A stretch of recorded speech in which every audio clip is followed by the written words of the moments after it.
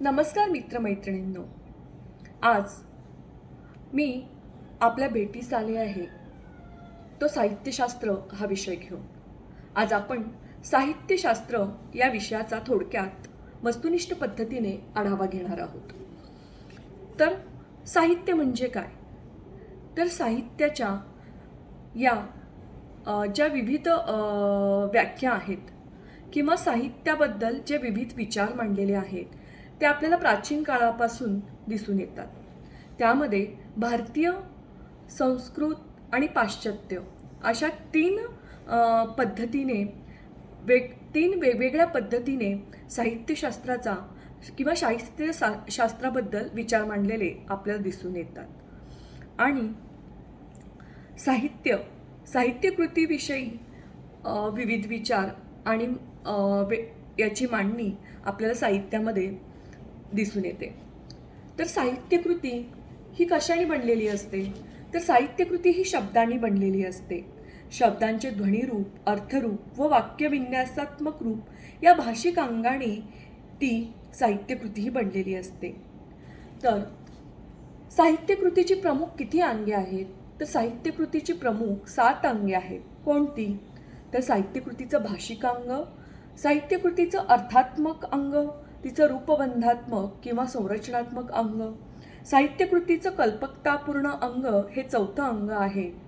तर साहित्यकृतीला एक कलात्मक अंग असते, हे तिचे 6वे अंग आहे. तसेच साहित्यकृतीला एक प्रकारात्मक अंग असते, हे तिचे 5वे अंग आहे. साहित्यकृतीचे अस्तित्वात्मक आणि सत्ताशास्त्रीय असे 7वे अंग असते. तर साहित्यकृतीला एकूण 7 अंग असतात. भाषिक अंग, आशयात्मक अंग, रूपबंधात्मक अंग, कल्पकतापूर्ण अंग, प्रकारात्मक अंग, सौंदर्यात्मक अंग आणि सर्वात शेवटी 7वं अस्तित्वात्मक किंवा सत्ताशास्त्रीय अंग. तर अशी एकूण 7 प्रकारची अंगे ही साहित्यकृतीची असतात. साहित्य अभ्यासाच्या भारतीय आणि पाश्चात्य अशा 2 ठळक परंपरा आहेत. त्याच्यामध्ये भारतीयांमध्येही प्राचीन संस्कृत मीमांसकांनी केलेल्या विविध साहित्याबद्दलचे मांडलेले विचार आणि नवीन म्हणजेच आधुनिक मराठीमध्ये विविध साहित्यिकांनी मांडलेल्या ज्या मीमांसकांनी मांडलेला विचार आहे. तर मित्रमैत्रिणींनो, भारतीय परंपरा आपण पाहिली तर त्याच्यामध्ये भरतमुनींपासून ही परंपरा आपल्याला दिसून येते. इसवी पूर्व 200 ते इसवी 200 या कालखंडाच्या अगोदरच भरतमुनींनी रंगभूमीवरील नाट्याची मांडणी करताना हा विचार मांडलेला दिसून येतो. खरं तर भरतमुनी हेच भारतीय साहित्यशास्त्राचे जनक मानले जातात. त्यांच्या नाट्यशास्त्र या ग्रंथामध्ये नाट्याचे मर्म उलगडणारे 6 रससिद्धांत सांगितलेले आहेत भरतमुनी यांनी.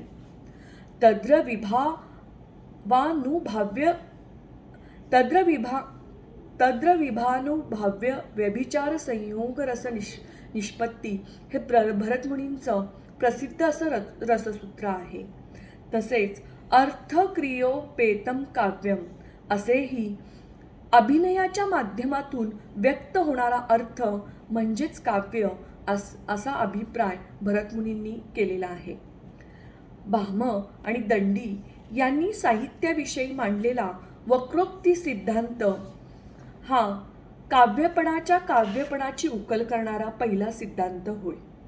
वक्रोक्तीविषयी भामह काव्यालंकार ग्रंथात म्हणतो, सैषा सर्वत्र वक्रोक्तिरण यार्था विभावयते यात्नो सया कविभिः कार्य को अलंकारो नयाविना. म्हणजे काव्यात सर्वत्र वक्रोक्तीच असून तिच्यामुळेच अर्थांचे विभावन होते असे भामह म्हणतो. वक्रोक्ती सिद्धांतास खंदा पुरस्कर्ता कोण आहे? तर वक्रोक्ती या सिद्धांताचा खंदा पुरस्कर्ता कुंतक आहे. इसवी सन 11व्या शतकामध्ये वक्रोक्ती जीवित या ग्रंथात कुंतक म्हणतो, शब्दार्थो सहितो वक्र कवी व्यापारशालिनी बंधे व्यवस्थिते काव्यम त्वद्विताल कारिणी सॉरी वक्रोक्तीलाच काव्याचा अलंकार मांडणाऱ्या भामदंडी यांच्या विवेचनाच्या पुढे जाऊन वामनाने सौंदर्यालाच काव्याचा अलंकार असे म्हटलेले आहे, म्हणजेच सौंदर्यम अलंकारम असे म्हटलेले आहे. काव्यगुणांची चर्चा करताना ओज, प्रसाद, श्लेष, समता, समाधी, माधुर्य, सौकुमार्य, उदारता, अर्थव्यक्ती आणि कांती या 10 गुणांचे पुढे अर्थगुण व बंधगुण असे 2 भाग वामनाने पाडलेले दिसतात. वामन या साहित्य मीमांसकाने पाडलेले आपल्याला दिसतात.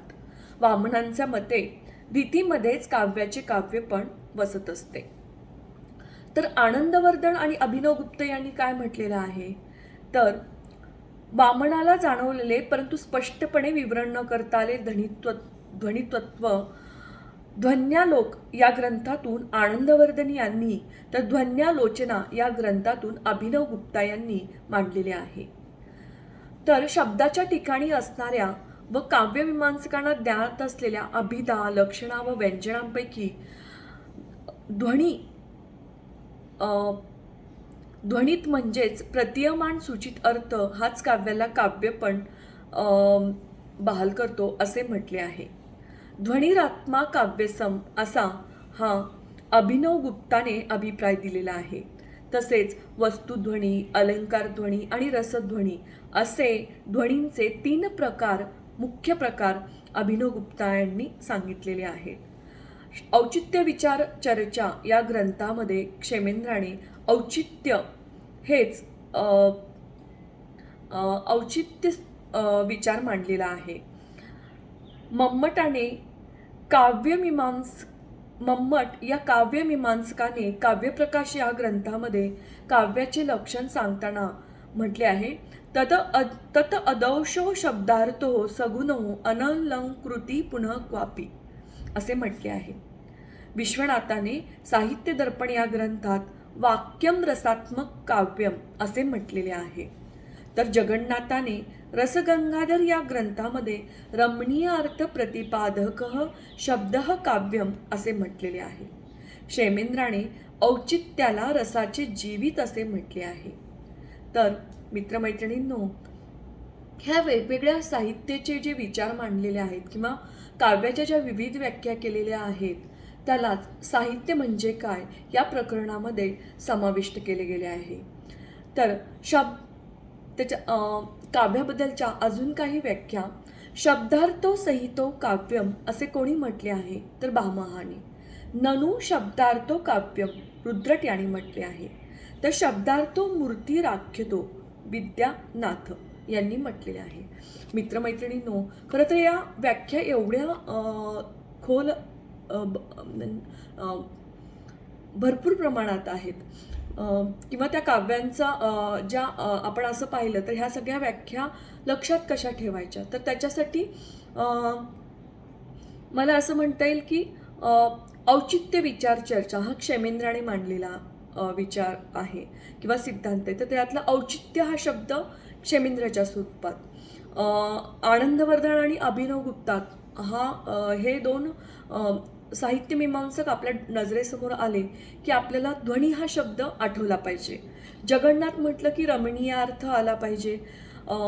वामन म्हटलं की रीती हा शब्द आला पाहिजे. कुंतक, भामदंडी म्हटलं की आपल्याला वक्रोक्ती हा शब्द समोर आला पाहिजे.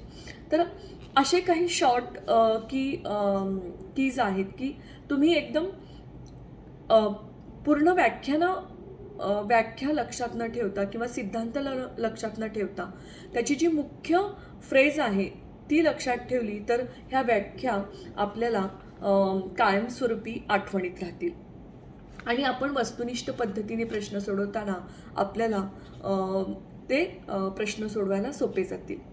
सौंदर्य हाच काव्याचा अलंकार असे म्हणताना वामनाने शब्दालंकार व अर्थालंकार असे सविस्तर वर्णन केलेले आहे. जगन्नाथाने रमणीयार्थ प्रतिपारक शब्दः काव्यम असे रसगंगाधर या ग्रंथात म्हटलेले आहे. तर वामनाने नादगुण व अर्थगुणांच्या संघटनेला, पदबंधाच्या रचनेला महत्त्व दिले आहे. विश्वनाथाने साहित्य दर्पण या ग्रंथात काव्य रसात्मक काव्यम अशी काव्याची व्याख्या केलेली आहे. मित्रमैत्रिणींनो, आपण आता पाश्चात्य साहित्य विचारांकडे वळूयात. पाश्चात्य साहित्य विचारांकडे आपण वळलो तर असे दिसून येते की अनुकृतीवादी सिद्धांत हा प्रथम प्लेटो यांनी मांडलेला आहे. आपल्या रिपब्लिक या ग्रंथामध्ये प्लेटोने हा सिद्धांत अनुकृतीचा मांडलेला आहे. आणि या अनुकृती सिद्धांताला पूरक त्याच्या पुढे जाऊन प्लेटोचा शिष्य अरिस्टॉटल याने पोलिटिक्स या ग्रंथामध्ये आपला सर्जक अनुकृतीचा सिद्धांत मांडलेला आहे. अरिस्टॉटलचा रूपबंधाच्या अंगाने विचार पाहता साहित्यकृतीला सेंद्रिय अंग एकता असते. त्याने अरिस्टॉटलने सेंद्रिय समिष्टीची संकल्पना मांडलेली आहे. साहित्यकृती म्हणजे केवळ व्यक्तीच्या कृतीची अनुकृती नसून ती एकात्म वाटणाऱ्या कृतींची अनुकृती आहे असेही त्यांनी म्हटलेले आहे. अरिस्टॉटल सर्जक अनुकृतीचा विचार मांडतो, म्हणजेच कल्पकतेच्या अंगाचा विचार करतो असे आपल्याला इथे दिसून येते. आता प्रामुख्याने आपण जो पहिला अनुकृती सिद्धांत पाहिला त्याच्यामध्ये आपल्याला महत्त्वाचे दोन साहित्य मीमांसक पाहिजे आहेत पाश्चात्य विचारांमध्ये. ते आहेत प्लेटो आणि अरिस्टॉटल, आणि त्यांनी मांडलेले अनुकृती सिद्धांत हे दोन्ही महत्त्वाचे आहेत. त्याच्यानंतर आविष्कारवादी सिद्धांत. तर आविष्कारवादी सिद्धांतामध्ये आपल्याला प्रामुख्याने कांट या साहित्य विचारवंताचा पाश्चात्य साहित्यिक विचारवंताचा आपल्याला अभ्यास करायचा आहे. तर कांट हा आविष्कारवादाचा जनक कांटला मानलं जातं. कांट या विचारवंताने क्रिटिक ऑफ जजमेंट या ग्रंथामध्ये सौंदर्याबरोबर विराटतेचा व कलास्वरूपाचाही विचार केलेला दिसून येतो. त्याने ललित कला ही प्रतिभाजन्य कला आहे असे वर्णन केलेले आहे. कला हा प्रतिभाजन्य आविष्कार असतो, हा कांटने सर्वप्रथम मांडलेला विचार आहे. कलावंताची प्रतिभाच विश्वाच्या बुडाशी असलेले चैतन्य जाणू शकते व तिचाच आविष्कार कलेमध्ये होत असतो, हा महत्त्वपूर्ण विचार कांटने मांडलेला आहे. कला ही ज्ञानात्मक प्रक्रिया आहे, ती व्यावहारिक प्रक्रियावर अवलंबून नसते. याच्या पुढे जाऊन कॉलिंगवुडने असे म्हटलेले आहे की आविष्कार व कल्पना ही कलेची दोन व्यवच्छेदक लक्षणे आहेत. त्यानंतर आपण आविष्कारवादाचा सिद्धांत जो पाहिला तो कला आणि म्हणजे कलेच्या अंगाने केलेला विचार ह्याच्यामध्ये प्रामुख्याने दिसून येतो. तर तो काय विचार आहे, तर कला ही मानवीकृत असते आणि निसर्ग हा निसर्ग निर्मित असतो. म्हणजे निसर्गातील घटना ह्या घडत असतात आणि कलाकृती या घडविलेल्या असतात. या मुख्य विचारावर आधारित हा आविष्कारवादी सिद्धांत अवलंबून आहे. तर मैत्रिणींनो, इथे दोनच महत्त्वाचे मुद्दे वाटतात की मला की कांट हा आविष्कारवादी सिद्धांताचा जनक आहे आणि त्याच्यामध्ये कला ह्या मानवनिर्मित असतात आणि निसर्ग घटना ह्या घडत असतात. ह्या दोन मूलभूत ज्या संकल्पना आहेत यावर आधारित हा सिद्धांत आहे. आणि मग त्याच्यानंतर हेगेल, बोझमकीट यांनीही या अनुयायांनीही कांटच्या हा सिद्धांत पुढे मांडलेला आहे. रूपवादी सिद्धांत. आता आपण मित्रमैत्रिणींनी रूपवादी सिद्धांताकडे वळूयात. तर रूपवादी सिद्धांतामध्ये काय आहे, तर रूपवादी सिद्धांताची जी मुळे आहेत ते अनुकृतीवादी व आविष्कारवादी सिद्धांताच्या विचारांमध्येच आपल्याला दिसून येतात. तर I.A. Richard, T.S. Eliot, Cleanth Brooks, Empson, I.A. Richard यांच्या विचारामध्येच रूपबंधाची म्हणजे रूपवादी सिद्धांताची आपल्याला उभारणी बेस दिसून येतो. म्हणजे ह्यांचे जे विचार आहेत तेच रूपवादी सिद्धांताचा पाया आहे असं म्हटलं तरी चालेल. साहित्यकृती ही स्वायत्त आणि संपूर्ण असते. कांट तिला स्वतःचा आकृतिबंध असतो असे म्हणतो, तर अरिस्टॉटल त्याला सेंद्रिय एकात्मता असे म्हणतो. तर साहित्याची भाषा भावनात्मक असते असे रिचर्ड म्हणतो. साहित्याची भाषा अनेकार्थ सूचक असते असे एम्फसन यांनी म्हटलेले आहे. आणि साहित्याची भाषा विरोधाभासात्मक असते अशी ब्रुक्स यांची भूमिका आहे. तर या तिन्ही ज्या साहित्यिक विचारवंतांनी ह्या तिन्ही ज्या भूमिका मांडलेल्या आहेत त्या रूपवादी सिद्धांताच्या दृष्टिकोनातून अतिशय महत्त्वाच्या आहेत. तर रूपवादी सिद्धांत म्हटलं तर आपल्याला हे तीन जे रूपवादी विचारवंत आहेत त्यांचा जो विचार आहे तो महत्त्वाचा आहेच, पण त्याचबरोबर रूपवादाच्या अनुषंगाने ज्या विविध व्याख्या केलेल्या आहेत त्या अतिशय महत्त्वाच्या आहेत. रेने वेलेक यांनी आपल्या थेअरी ऑफ लिटरेचर या ग्रंथात इमॅजिनेटिव्ह लिटरेचर ही संज्ञा दिशाभूल करणारी असे म्हटले आहे.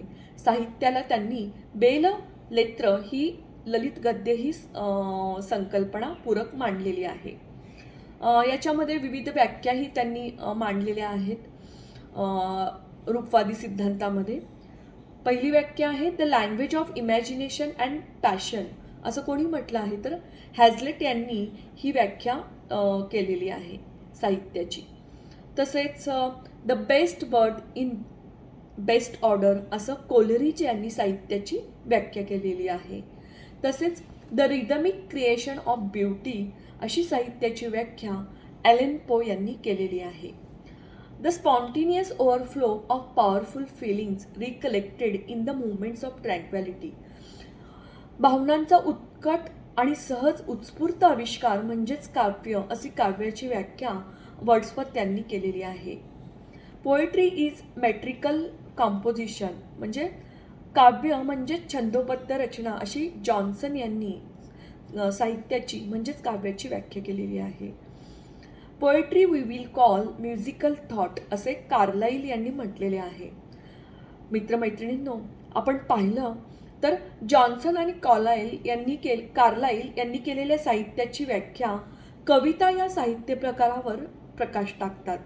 तर ॲलन पो यांनी केलेली the rhythmic creation of beauty ही काव्याची व्याख्या पाहिली तर त्यात काव्य इतकेच किंवा शब्दयोजने इतकेच सौंदर्य मूल्यालाही महत्त्व दिलेले आपल्याला आढळून येते.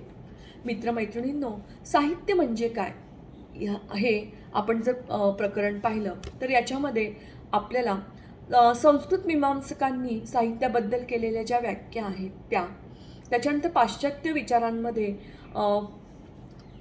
प्लेटो आणि अरिस्टॉटलचे अनुकृती सिद्धांत आणि कांटचा आविष्कारवादी सिद्धांत आणि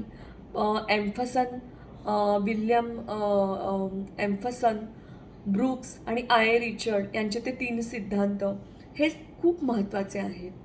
आणि या प्रकरणामध्ये या सर्वांचा धावता आढावा घेतलेला आहे. धन्यवाद.